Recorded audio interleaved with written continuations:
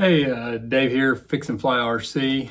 It's been a few minutes since I've done a last video, but hey, thought I'd do a video on maybe for the newer flyers, and maybe something for all of us to help teach each of us. So the real topic today is infield flight repair kits, or what do you take to the field when you go fly, so when you get out there and something happens, you're not grounded for the day. I am pretty fortunate that the place that I fly out a lot is only about 5 minutes from my house.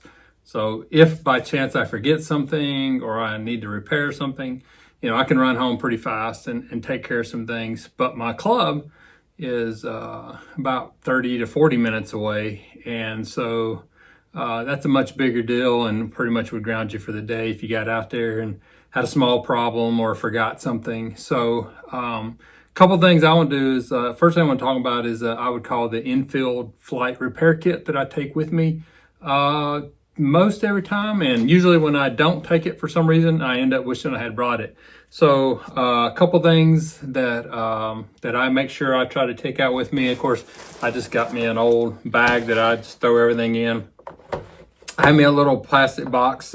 Actually got it from Flight Test way a long time ago when I ordered a plane from them. Nice little box, and in it, I got a series of Phillips and flathead screwdrivers, some wrenches if you got a prop that maybe needs to be tightened up, a pair of needle nose pliers because you really never know. Sometimes those just really come in handy. And I've got small and bigger Phillips. If you're working on a servo arm or something like that, those are smaller screws, so sometimes you need a smaller screwdriver. It's always beneficial if your screwdrivers are magnetic, by the way, because especially with those smaller screws and you're trying to get into some small areas, to be able to hold the screws on there. And if you don't have magnetic screwdrivers, if you have some magnets, especially the earth magnets, you can just put them on there, and that will actually magnetize them if you just let them sit there for a while. I've got a set of standard Allen wrenches here, and so I have this little box I take with me, and then I also have another little toolkit here, and these are also some Allen drivers. These are metric, so sometimes these come more in handy. And in this, it also comes with a set of needle nose pliers, a pair of dikes if you need to cut something off.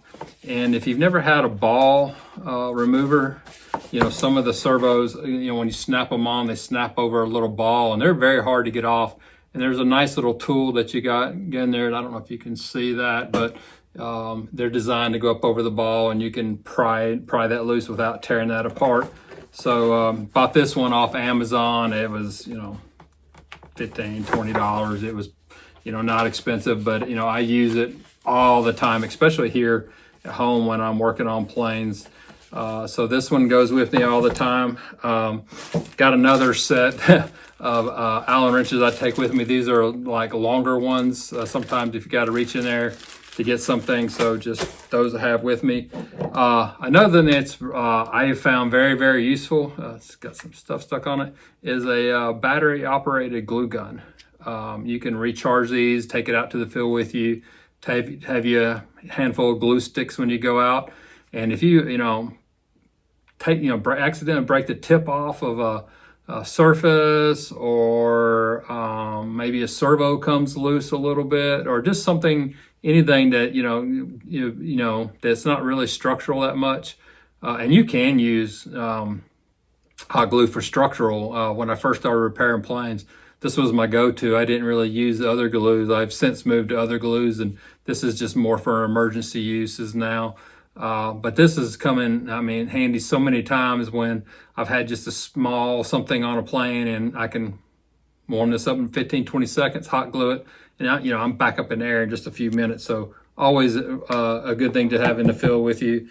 I always take with me some double back tape. I don't know, a lot of my planes have batteries in them, that I Velcro down. And if I happen to have one battery that doesn't have Velcro, or need to replace it, or maybe I'm attaching a camera to a plane or something like that. Just anything. You can buy these, at Hobby Lobby, dollar stores, and stuff like that. Found very useful to have in the kit with me. Always good to have a knife of some kind. You just never know if you need, for whatever reason, knives are always a good thing. Another thing that I have found very useful is I have a series. I take a bunch of rubber bands out with me. Occasionally I'll get a canopy that I don't like the way it's latching, or maybe it just never has latched well. I've lost a lot of canopies in flight for various reasons. So if I'm not really happy with how tight the canopy's down, I'll put me a rubber band on there. And so I just carry these out with me. Always become very useful. Tapes are always helpful too. Electrical tape, in case you get an electrical wire that, looks like maybe it's got a little place on it that you don't want it to short out or something. It's always to have that as backup. And this Blendoderm tape, it's a medical tape. It's real thin. And man, this thing has a ton of uses.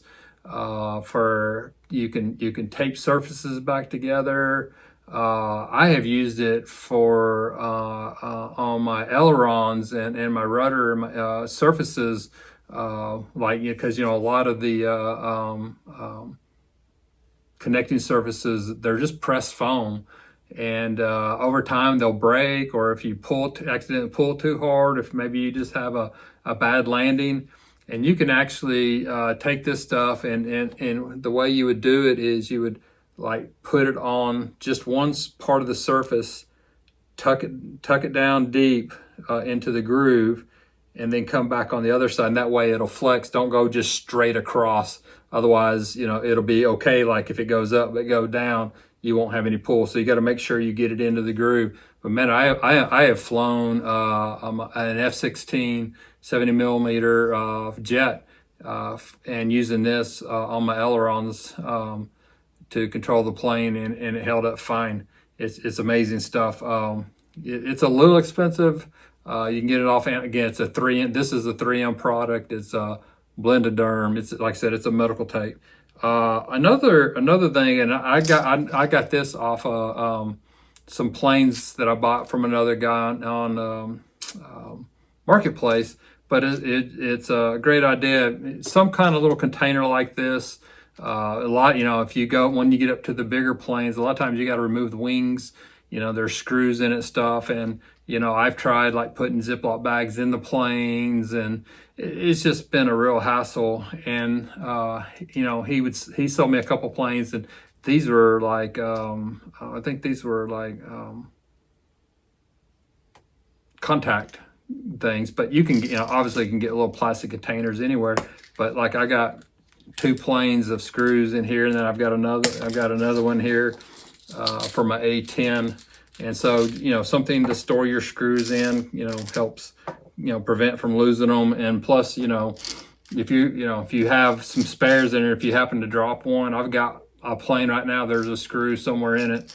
I got to find it, but have an extra screw with you, so again, you're not grounded. I always have me some scissors out there, so if I need to cut tape or cut something. But so that is what I always take in my red bag, my repair kit that go with me. And then another thing I've started doing, again, depending on your planes and where you're at, I've got you're going to want to invest, if you haven't already, in some kind of battery checker. I've got the Spectrum here, and as well as this one I've got off Amazon.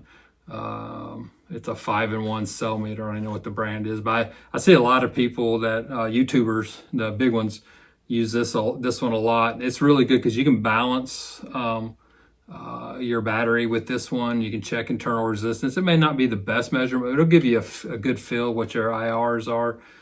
So you definitely want to go out, with a battery checker, because me and some of my other flyers, and I've seen other people think they've got a good battery, and they accidentally grabbed a one that's been discharged, and they take off and end up having a bad day because of it. So it's always good to double check your voltage on your batteries before you go up. Even if you just for certain they charge, check it. Never hurts.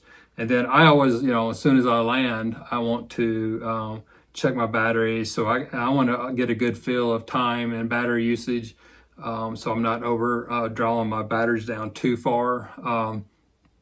Doing a lot of research and talking to a lot of other people, if you're, right at 3.8 volts per cell is a good place to, that's your storage voltage. And that's a pretty good place to be landing, excuse me. So do that. And then I just have a series of connectors. I've got because of several planes, I've got adapters. I've got ones that take me from IC connectors to XT connectors, because I got some batteries that are XT, some that are ICs, or EC5s, like this one right here and this is the one, I've made this one, but this is an XT90 to EC5 or IC5. I've got some smaller, XT90s to the EC battery or ESCs. So, and sometimes I did, you try to remember which planes it are. So, right. So what I just do now is I just take all my connectors and my adapters out with me, and hopefully I, remember to bring the right ones. And so if I do forget or something, so anyway, that's kind of what I do, when I'm going out. So if you're getting into the business, there's a few people out there that I see that say they never crash, but even, Two Brothers Radio, he always puts out, videos of, his not good landings. We see all his butter landings, but he shows us that even he has bad landings and can crack up a plane every once in a while. It's just part of the hobby. When you get into it, sometimes things are going to happen. You're just going to have a bad landing that happens. Get a crosswind that may catch the plane just as you're touching it down. That may tip a wing. You may get a wing stall. There's just, maybe a battery goes down on you earlier than you thought, and you can't get it in. You rip a landing gear out. There's just all kinds of things that can happen as part of this business. So if you're going to be in this hobby, the guy at the hobby store tells me if you ain't working on it, it's not a hobby. So it must be a hobby because I do a lot of working on them. But I enjoy it. I love the community. And so anyway, any you experienced flyers have any other recommendations or suggestions for infield flight stuff? Throw it out there. And for the folks that are just getting into this, let me know if this helped. And happy flying. I'm fixing to go out and burn a few batteries. Have a great day out here.